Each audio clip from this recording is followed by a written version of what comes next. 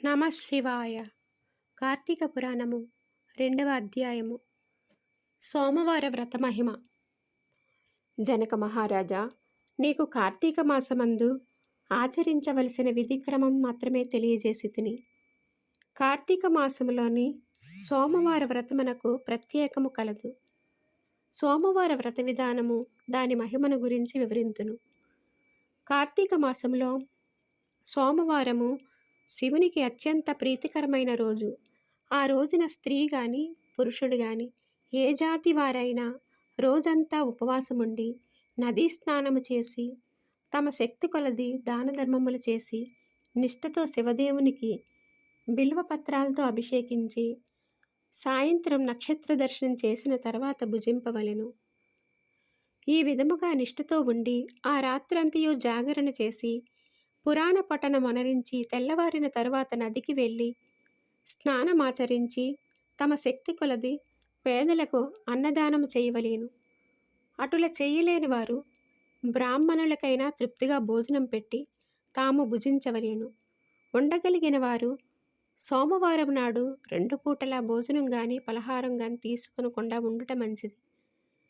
ఇట్లు కార్తీక మందు వచ్చు సోమవార వ్రతమును చేసిన ఎడల పరమేశ్వరుడు కైలాస ప్రాప్తి కలిగించి శివసన్నిధికి చేర్చును. భర్త లేని వితంతువు సోమవార వ్రతమును ఆచరించి శివపూజ చేసినచో కైలాస ప్రాప్తి, విష్ణు పూజ చేసినచో వైకుంఠ ప్రాప్తి పొందును. దీనికి ఉదాహరణగా ఒక ఇతిహాసము కలదు. పూర్వకాలమున కాశ్మీర దేశములో ఒక బ్రాహ్మణుడు కలడు. అతడు పురోహిత వృత్తిని చేపట్టి తన కుటుంబమును పోషించుకుంటూ ఉండెను. అతనికి చాలా దినములకు ఒక కుమార్తె కలిగెను. ఆమె పేరు నిష్ఠురి. తండ్రి ఆమెను సౌరాష్ట్ర దేశీయుడగు మిత్రశర్మ అను సద్బ్రాహ్మణునికిచ్చి వివాహం చేసెను. ఆ బ్రాహ్మణ యువకుడు 4 వేదములు శాస్త్రములు అభ్యసించిన వాడై అన్నందున సదాచార పరాయణుడై ఉండెను. అతడు భూతదయ కలిగినవాడు, నిత్య సత్యవాది, నిరంతరం భగవన్నామ స్మరణ చేస్తూ ఉండేవాడు. అందుచే అతనిని లోకులెల్లరూ అపర బ్రహ్మ అని కూడా చెప్పుకొని చుండిరి. ఇటువంటి ఉత్తమ పురుషుని భార్యగు నిష్ఠురి యవ్వన గర్వముతో కన్ను మిన్ను కానక పెద్దలను దూషించుచు అత్తమామలను భర్తను కొట్టుచూ రక్కుచూ పరపురుష సాంగత్యము కలదై వ్యభచారిణి అయి తన ప్రియులు తెచ్చిన తినుబండారాలు తింటూ బట్టలు పువ్వులు ధరించుచు దుష్టురాలై తిరుగుచుండగా వంశమునకు అప్రతిష్ట తెచ్చుచున్నదని అత్తమామలు ఆమెను తమ ఇంటి నుండి వెడలగొట్టిరి. కానీ శాంత స్వరూపుడగు ఆమె భర్త మాత్రము ఆమెను విడువక ఆమె ఎట్టి నీచ కార్యములు చేసినా సహించి ఆమెతోనే ఉండెను. కానీ చుట్టుపక్కల వాళ్ళు నిష్ఠురి గయ్యాలతనమును ఏవగించుకొని ఆమెకు కర్కస అనే ఎగతాళి పేరును పెట్టిరి. అది మొదలు అందరూ కర్కస అనే పిలుస్తూ ఉండేవారు.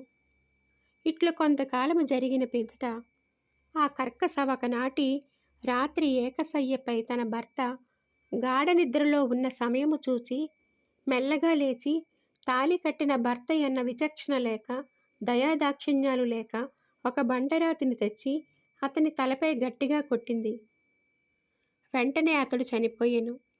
ఆ మృతదేహమును ఎవరి సహాయం అవసరం లేకనే చివరనున్న పాడునూతులో పడవేసి చెత్తా చెదారాలతో నింపి ఏమీ ఎరుగని దాని వలె ఇంటికి వచ్చెను.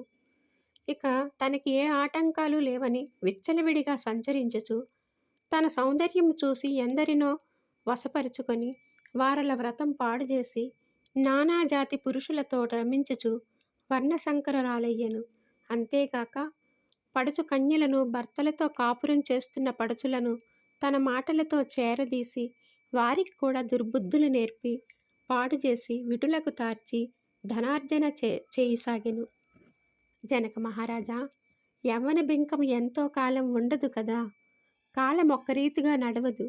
క్రమక్రమంగా ఆమెలోని యవ్వనము నశించింది. శరీరమంతా మేహవ్రణములు బయలుదేరాయి. ఆ వ్రణముల నుండి చీము రక్తము కారుట ప్రారంభమయ్యను. దానికి తోడు శరీరమంతా కుష్ఠవ్యాధి బయలుదేరి దుర్గంధం వెడలుచున్నది. దినదినము శరీర పటుత్వము కృషించి కురూపి అయి భయంకర రోగాలతోని బాధపడుతుంది. ఆమె యవ్వనములో ఉండగా ఎన్నో విధాల తృప్తి కలిగించిన విటులు ఏ ఒక్కరూ ఇప్పుడు ఆమెను తొంగి చూడరేరి. ఆ పరిసర ప్రాంతాలకి వెళ్ళినా తన నెటులైనా పలకరిస్తుందని ఆ వీధి మొగమైనా చూడకుండిరి. కర్కస ఇటుల నరక బాధలను అనుభవించుచు పురుగులు పడి కొంతకాలమునకు చనిపోయింది. బ్రతికినన్నాళ్ళు ఒక్కనాడైనా పురాణ శ్రవణమైనా చెయ్యని పాపిష్టురాలు కదా. చనిపోయిన వెంటనే భయంకరులైన యమభటులు ఆమెను కుంపోయి ప్రేతరాజగు యముని సన్నిధిలో నుంచగా యమధర్మరాజు చిత్రగుప్తుల వారిచే ఆమె పాపపుణ్యములను జాబితాను చూపించి, భటులారా, ఈమె పాప చరిత్ర అంతింత కాదు. ఈమెను తీసుకెళ్ళి ఎర్రగా కాల్చిన ఇనుప స్తంభాలకు కట్టబెట్టండి అని ఆజ్ఞాపించెను. విటులతో సుఖించినందులకు గాను యమభటులామెను ఎర్రగా కాల్చిన ఇనప స్తంభాలను కౌగలించుకోమని చెప్పిరి. భర్తను బండరాతితో కొట్టి చంపినందుకు ఇనప గదలతో కొట్టిరి. పతివ్రతలను వ్యభిచారులుగా చేసినందుకు సలసల కాగిన నూనెలో పడవేసిరి. తల్లిదండ్రులను అత్తమాములకు అపకీర్తి తెచ్చినందుకు సీసము కరిగించి నోటిలో చెవుల్లో పోసిరి. ఇనుప కడ్డీలు కాల్చి వాతలు పెట్టిరి. తుదకు కుంభిపాకమను నరకములో వేయగా అందు ఇనప ముక్కులు గల కాకులు, విషసర్పాలు, తేళ్ళు, జరులు కుట్టాయి. ఆమె చేసిన పాపములకు ఇటు 7 తరాల వాళ్ళు, అటు 7 తరాల వాళ్ళు నరక బాధలు పడుచుండిరి. ఈ ప్రకారముగా నరక బాధలు అనుభవించి కడకు కళింగ దేశమున కుక్క జన్మెత్తి ఆకలి బాధ పడలేక ఇల్లిల్లు తిరుగుచూ ఉండగా కర్రలతో కొట్టువారు కొట్టుచూ, తిట్టువారు తిట్టుచూ, తరుమువారు తరుముచూ ఉండిరి. ఇట్లుండగా ఒకానొక రోజున స్తోత్రీయుడగు బ్రాహ్మణుడు కార్తీక సోమవార వ్రతం ఆచరించి ఉపవాసముండి సాయంత్రము నక్షత్ర దర్శనము చేసి బలి అన్నమును అరుగుపై పెట్టి కాళ్ళు చేతులు కడుగుకొనుటకు లోనికేగెను. ఆ సమయమున ఈ కుక్క వచ్చి ఆ బలి అన్నము తినెను.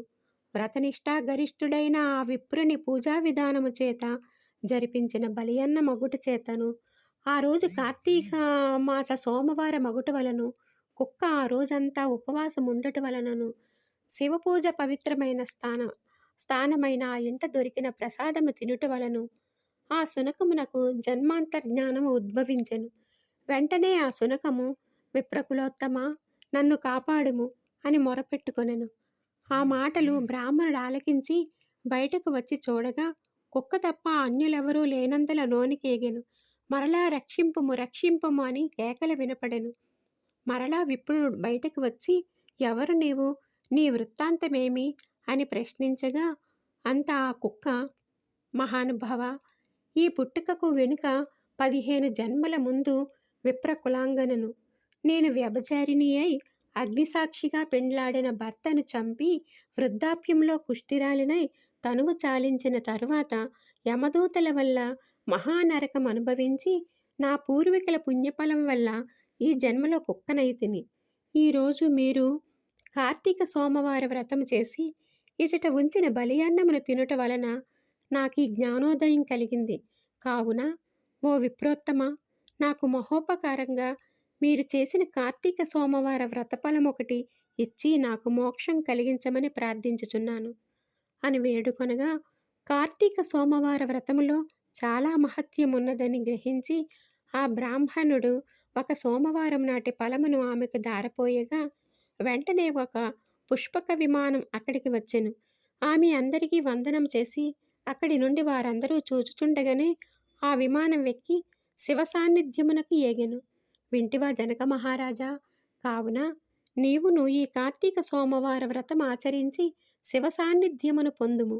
వశిష్ఠుల వారు హితబోధ చేసి ఇంకనూ ఇట్లు చెప్పదొడంగిరి. ద్వితీయాధ్యాయము 2వ రోజు పారాయణం సమాప్తం. ఓం నమః శివాయ.